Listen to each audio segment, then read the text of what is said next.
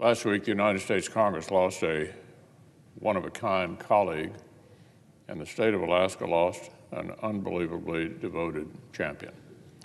Congressman Don Young, the Dean of the House, was the longest-serving Republican in the history of that chamber. He arrived in 1973, and his fellow Alaskans rehired him to represent them every 2 years since. Over the decades, Congressman Young's leadership and advocacy had a literally transformative effect on his home state. He secured resources for Alaska's infrastructure and its people.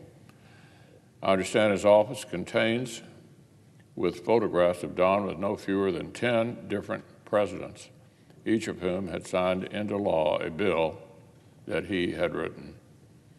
Don Young first moved to Alaska back in 1959. The same year, it became our 49th state.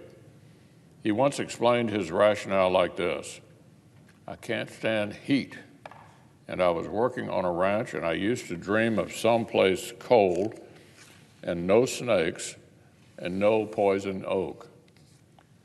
Well, Alaska sure delivered for Don, and starting with a mayoral election in 1964, he spent practically his entire adult life delivering for Alaska in return.